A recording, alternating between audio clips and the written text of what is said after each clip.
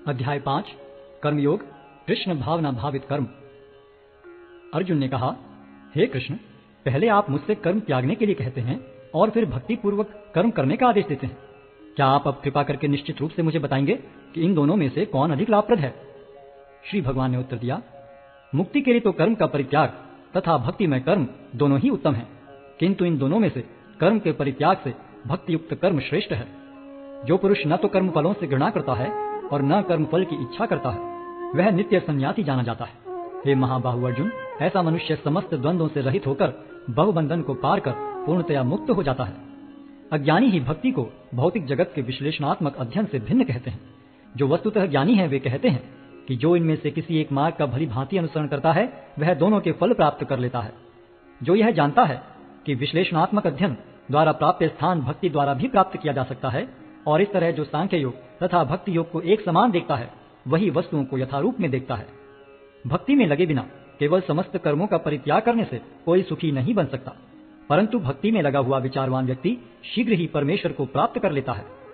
जो भक्ति भाव से कर्म करता है, जो विशुद्ध आत्मा है और अपने मन तथा इंद्रियों को वश में रखता है, वह सबों को प्रिय होता है और सभी लोग उसे प्रिय होते हैं। ऐसा व्यक्ति कर्म करता हुआ भी कभी नहीं बंधता। दिव्य भावनामृत युक्त पुरुष देखते, सुनते, स्पर्श करते, सूंघते, खाते, चलते फिरते, सोते तथा श्वास लेते हुए भी अपने अंतर में सदैव यही जानता रहता है कि वास्तव में वह कुछ भी नहीं करता। बोलते, त्यागते, ग्रहण करते या आंखें खोलते बंद करते हुए भी वह यह जानता रहता है कि भौतिक इंद्रियां अपने अपने विषयों में प्रवृत्त हैं और वह इन सब से पृथक है। जो व्यक्ति कर्म फलों को परमेश्वर को समर्पित करके आसक्ति रहित होकर अपना कर्म करता है, वह पाप कर्मों से उसी प्रकार अप्रभावित रहता है जिस प्रकार कमल पत्र जल से अस्पृश रहता है। योगी जन आसक्ति रहित होकर शरीर, मन, बुद्धि तथा इंद्रियों के द्वारा भी केवल शुद्धि के लिए कर्म करते हैं। निश्चल भक्त शुद्ध शांति प्राप्त करता है, क्योंकि वह समस्त कर्मफल मुझे अर्पित कर देता है। किंतु जो व्यक्ति भगवान से युक्त नहीं है और जो अपने श्रम का फल कामी है, वह बंध जाता है। जब देहधारी जीवात्मा अपनी प्रकृति को वश में कर लेता है और मन से समस्त कर्मों का परित्याग कर देता है, तब वह 9 द्वारों वाले नगर में बिना कुछ किए कराए सुखपूर्वक रहता है। शरीर रूपी नगर का स्वामी देहधारी जीवात्मा न तो कर्म का सृजन करता है, न लोगों को कर्म करने के लिए प्रेरित करता है, न ही कर्मफल की रचना करता है। यह सब तो प्रकृति के गुणों द्वारा ही किया जाता है। परमेश्वर न तो किसी के पापों को ग्रहण करता है न पुण्यों को, किंतु सारे देहधारी जीव उस अज्ञान के कारण मोहग्रस्त रहते हैं जो उनके वास्तविक ज्ञान को आच्छादित किए रहता है। किंतु जब कोई उस ज्ञान से प्रबुद्ध होता है जिससे अविद्या का विनाश होता है, तो उसके ज्ञान से सब कुछ उसी तरह प्रकट हो जाता है जैसे दिन में सूर्य से सारी वस्तुएं प्रकाशित हो जाती हैं।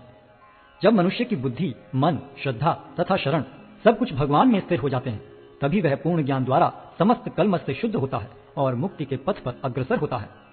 विनम्र साधु पुरुष अपने वास्तविक ज्ञान के कारण एक विद्वान तथा विनीत ब्राह्मण, गाय, हाथी, कुत्ता तथा चांडाल को समान दृष्टि से देखते हैं।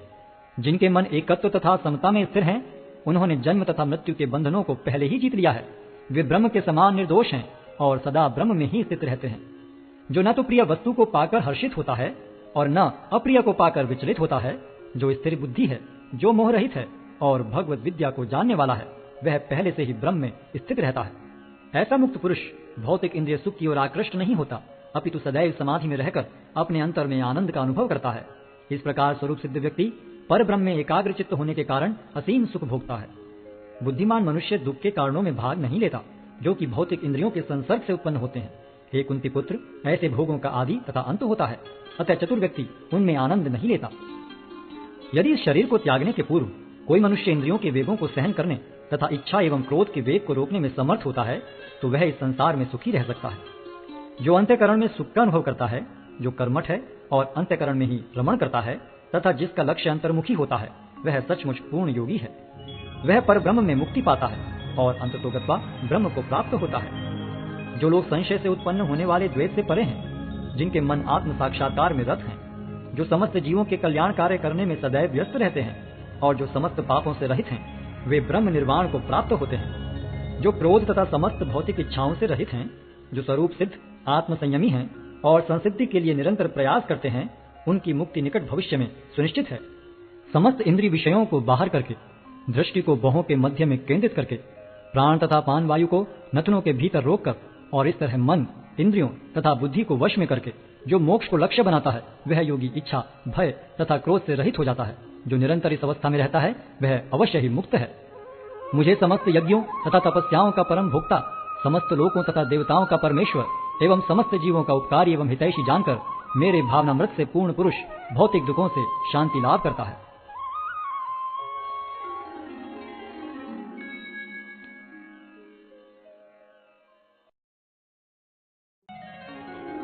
अध्याय 6 ध्यान योग। श्री भगवान ने कहा, जो पुरुष अपने कर्म फल के प्रति अनासक्त है और जो अपने कर्तव्य का पालन करता है वही सन्यासी और असली योगी है, वह नहीं जो न तो अग्नि जलाता है और न कर्म करता है। हे पांडुपुत्र, जिसे सन्यास कहते हैं उसे ही तुम योग अर्थात पर ब्रह्म से युक्त होना जानो, क्योंकि इंद्रिय तृप्ति के लिए इच्छा को त्यागे बिना कोई कभी योगी नहीं हो सकता। अष्टांग योग के नवसाधक के लिए कर्म साधन कहलाता है और योग सिद्ध पुरुष के लिए समस्त भौतिक कार्यकलापों का परित्याग ही साधन कहा जाता है। जब कोई पुरुष समस्त भौतिक इच्छाओं का त्याग करके न तो इंद्रिय तृप्ति के लिए कार्य करता है और न सकाम कर्मों में प्रवृत्त होता है तो वह योगारूढ़ कहलाता है। मनुष्य को चाहिए कि अपने मन की सहायता से अपना उद्धार करे और अपने को नीचे न गिरने दे। यह मन बद्ध जीव का मित्र भी है और शत्रु भी। जिसने मन को जीत लिया है उसके लिए मन सर्वश्रेष्ठ मित्र है, किंतु जो ऐसा नहीं कर पाया उसके लिए मन सबसे बड़ा शत्रु बना रहेगा। जिसने मन को जीत लिया है उसने पहले ही परमात्मा को प्राप्त कर लिया है, क्योंकि उसने शांति प्राप्त कर ली है। ऐसे पुरुष के लिए सुख दुख, सर्दी गर्मी एवं मान अपमान एक से हैं। वह व्यक्ति आत्म साक्षात्कार को प्राप्त तथा योगी कहलाता है, जो अपने अर्जित ज्ञान तथा अनुभूति से पूर्णतया संतुष्ट रहता है। ऐसा व्यक्ति अध्यात्म को प्राप्त तथा जितेंद्रिय कहलाता है। वह सभी वस्तुओं को, चाहे वे कंकड़ हो, पत्थर हो या कि सोना, एक समान देखता है। जब मनुष्य निष्कपट हितैषियों, प्रिय मित्रों, तटस्थों, मध्यस्थों, ईश्वालुओं, शत्रुओं तथा मित्रों, पुण्यात्माओं एवं पापियों को समान भाव से देखता है तो वह और भी उन्नत माना जाता है। योगी को चाहिए कि वह सदैव अपने शरीर, मन तथा आत्मा को परमेश्वर में लगाए, एकांत स्थान में रहे और बड़ी सावधानी के साथ अपने मन को वश में करे। उसे समस्त आकांक्षाओं तथा संग्रह भाव की इच्छाओं से मुक्त होना चाहिए। योगाभ्यास के लिए योगी एकांत स्थान में जाकर भूमि पर कुशा बिछा दे और फिर उसे मृगशाला से ढके तथा ऊपर से मुलायम वस्त्र बिछा दे। आसन न तो बहुत ऊंचा हो न बहुत नीचा, यह पवित्र स्थान में स्थित हो। योगी को चाहिए कि इस पर दृढ़ता पूर्वक बैठ जाए और मन, इंद्रियों तथा कर्मों को वश में करते हुए तथा मन को एक बिंदु पर स्थित करके हृदय को शुद्ध करने के लिए योगाभ्यास करे। योगाभ्यास करने वाले को चाहिए कि वह अपने शरीर, गर्दन तथा सिर को सीधा रखे और नाक के अगले सिरे पर दृष्टि लगाए। इस प्रकार वह अविचलित तथा दमित मन से भय रहित विषयी जीवन से पूर्णतया मुक्त होकर अपने हृदय में मेरा चिंतन करे और मुझे ही अपना चरम लक्ष्य बनाए। इस प्रकार शरीर, मन तथा कर्म में निरंतर संयम का अभ्यास करते हुए संयमित मन वाले योगी को इस भौतिक अस्तित्व की समाप्ति पर भगवत धाम की प्राप्ति होती है। हे अर्जुन, जो अधिक खाता है या बहुत कम खाता है, जो अधिक सोता है अथवा जो पर्याप्त नहीं सोता, उसके योगी बनने की कोई संभावना नहीं है। जो खाने, सोने, आमोद प्रमोद तथा काम करने की आदतों में नियमित रहता है वह योगाभ्यास द्वारा समस्त भौतिक क्लेशों को नष्ट कर सकता है। जब योगी योगाभ्यास द्वारा अपने मानसिक कार्यकलापों को वश में कर लेता है और अध्यात्म में स्थित हो जाता है, अर्थात समस्त भौतिक इच्छाओं से रहित हो जाता है, तब वह योग में सुस्थिर कहा जाता है। जिस प्रकार वायु रहित स्थान में दीपक हिलता डुलता नहीं, उसी तरह जिस योगी का मन वश में होता है वह आत्म तत्व के ध्यान में सदैव स्थिर रहता है। सिद्धि की अवस्था में, जिसे समाधि कहते हैं, मनुष्य का मन योगाभ्यास के द्वारा भौतिक मानसिक क्रियाओं से पूर्णतः संयमित हो जाता है। इस सिद्धि की विशेषता यह है कि मनुष्य शुद्ध मन से अपने को देख सकता है और अपने आप में आनंद उठा सकता है। उस आनंदमय स्थिति में वह दिव्य इंद्रियों द्वारा असीम दिव्य सुख में स्थित रहता है। इस प्रकार स्थापित मनुष्य कभी सत्य से विपत नहीं होता और इस सुख की प्राप्ति हो जाने पर वह इससे बड़ा कोई दूसरा लाभ नहीं मानता। ऐसी स्थिति को पाकर मनुष्य बड़ी से बड़ी कठिनाई में भी विचलित नहीं होता। यह निसंदेह भौतिक संसर्ग से उत्पन्न होने वाले समस्त दुखों से वास्तविक मुक्ति है। मनुष्य को चाहिए कि संकल्प तथा श्रद्धा के साथ योगाभ्यास में लगे और पथ से विचलित न हो।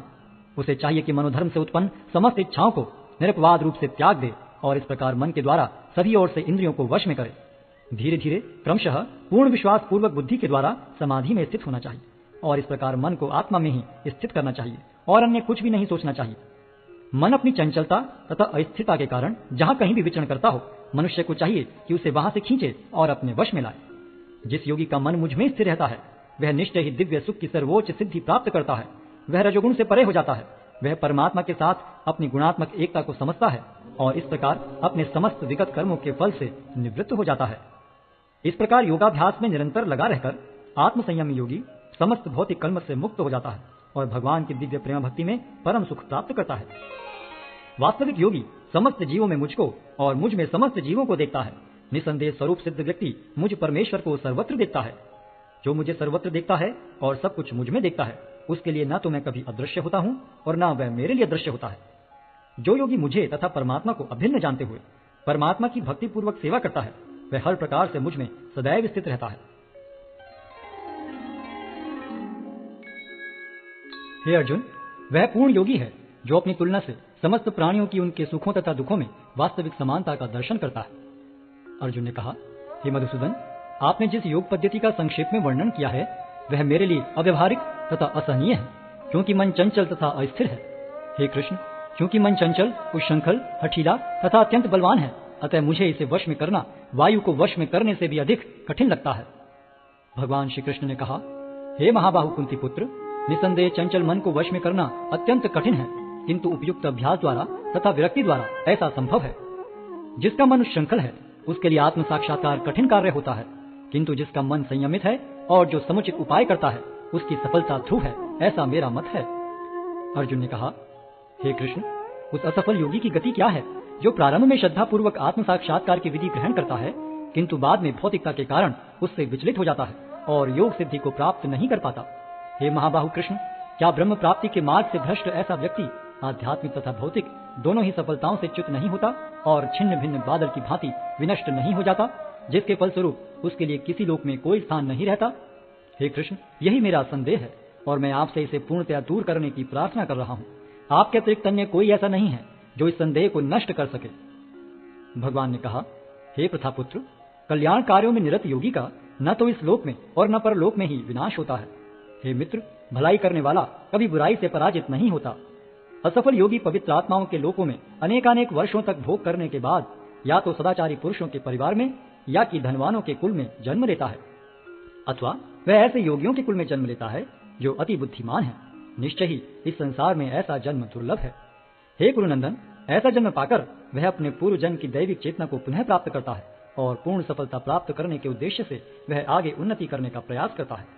अपने पूर्व जन्म की दैवी चेतना से वह न चाहते हुए भी स्वतः योग के नियमों की ओर आकर्षित होता है। ऐसा जिज्ञासु योगी शास्त्रों के अनुष्ठानों से परे स्थित होता है और जब योगी समस्त कर्म से शुद्ध होकर सच्ची निष्ठा से आगे प्रगति करने का प्रयास करता है तो अंततोगत्वा अनेकानेक जन्मों के अभ्यास के पश्चात सिद्धि लाभ करके वह परम गंतव्य को प्राप्त करता है। योगी पुरुष तपस्वी से, ज्ञानी से तथा सकाम कर्मी से बढ़कर होता है। अतः हे अर्जुन, तुम सभी प्रकार से योगी बनो और समस्त योगियों में से जो योगी अत्यंत श्रद्धा पूर्वक मेरे परायण है, अपने अंतःकरण में मेरे विषय में सोचता है और मेरी दिव्य प्रेम भक्ति करता है, वह योग में मुझसे परम अंतरंग रूप से युक्त रहता है और सबों में सर्वोच्च है। यही मेरा मत है।